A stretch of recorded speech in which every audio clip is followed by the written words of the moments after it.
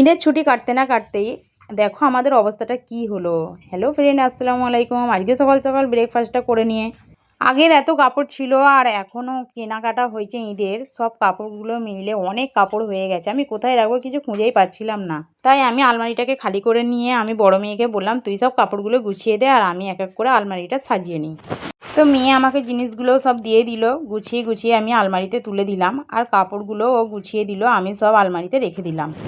আমার ছাদের উপরের ঘরে একটা আলমারি আছে, ওখানে কাঁচের জিনিসগুলো থাকে। যখন লোক কুটুম এসে যায় না, খুব অসুবিধা হয়, একবার উপরে যেতে হয় একবার নিচে আসতে হয়। তাই আমি ভাবলাম নিচের আলমারিতে কিছু রেখে দিই জিনিসগুলো, তাহলে আমারও খুব সুবিধা হয়। কিছু জিনিস আমার সানসেটে রাখা ছিল, তাই সানসেটটাকে আমি পরিষ্কার করে নিলাম, নিয়ে ওখানেও আমি কিছু জিনিস তুলে দিলাম আর কাপড়গুলোও কিছু তুলে দিলাম ওখানে। আমরা তো সানসেট বলি, তোমরা কি বলো আমাকে জানাবে। তো সব কিছু গুছিয়ে নিয়ে এবারে রান্নার পালা।